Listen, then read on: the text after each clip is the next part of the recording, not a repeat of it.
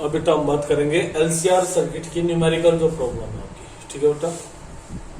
ये numerical problem में बड़े आसान है, न्यूमेरिकल और इम्पोर्टेंट भी होते हैं, आ जाते हैं एग्जाम में। जैसे कह रहा है कि इस क्वेश्चन में what is the value of current, ठीक है, in the AC circuit containing, उसमें एक रेजिस्टेंस दिया है और एक कैपेसिटर दिया हुआ है, ठीक है बेटा, 50 माइक्रो कूलम का इन सीरीज, और सीरीज में आपके जुड़े हुए एक्रॉस 200 वोल्ट सप्लाई, और जिसकी फ्रीक्वेंसी कितनी है बेटा आपकी 50 हर्ट्ज एसी सोर्स के साथ।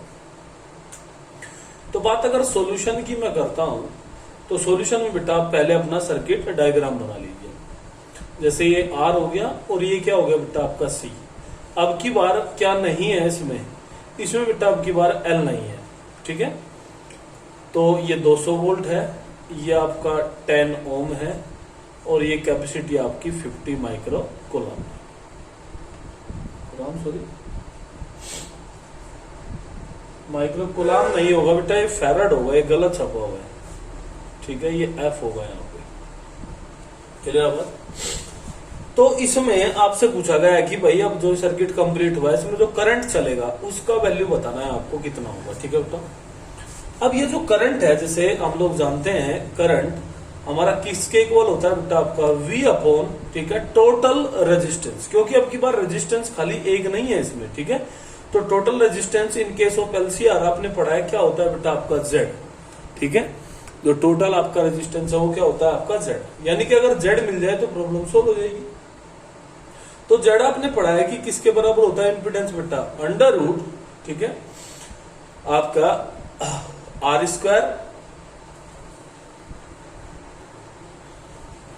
स्क्वायर और प्लस में बेटा एक्सएल माइनस एक्सी का होल स्क्वायर, क्लियर बेटा बात। ये चीज हमने पढ़ी है इसमें। तो अब देखिए एक बार, क्योंकि आपका जो इंडक्टिव सर्किट है वो तो है ना इसमें एल, तो यानी कि एक्सएल का वैल्यू तो कितना हो जाएगा बेटा आपका 0 हो जाएगा। अब आपके पास बचेगा क्या इसमें, आर स्क्वायर प्लस ये हो जाएगा बेटा एक्स सी स्क्वायर, ठीक है। अब बात करें सबसे पहले, अब आर तो आपके पास डायरेक्ट है, लेकिन आपके पास क्या चीज नहीं है बेटा, एक्सी तो नहीं है, तो यानी कि एक्सी को आपको निकालना पड़ेगा। और एक्सी आप लोगों का किसके बराबर होता है बेटा आपका, एक्सी बराबर मैंने आप लोगों को समझाया था कि 1 अपॉन कितना होता है बेटा ओमेगा सी। अब ओमेगा भी इसने आपको डायरेक्ट नहीं दिया, तो ये कितना हो जाएगा बेटा आपका 2 पाई एफ सी, ठीक है। तो यहां से आप अगर वैल्यू निकालें इसका तो ये 3.14, एफ आपको दिया है 50, और सी का वैल्यू कितना है बेटा आपका 50 इंटू 10⁻⁻6, ठीक है।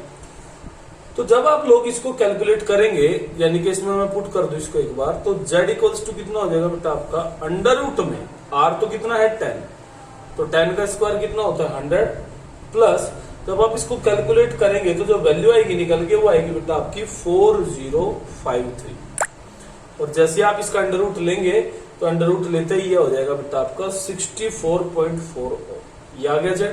तो बस I इक्वल्स टू कितना बेटा V आपका 200 है और Z का वैल्यू कितना है आपका 64.4, तो जैसे आप इसको कैलकुलेट करेंगे तो ये आएगा बेटा आपका 3.1 एम्पियर, क्लियर बात। तो इस तरीके से बेटा आप कोई भी क्वेश्चन अपना सॉर्ट आउट कर सकते हैं इसमें, ठीक है।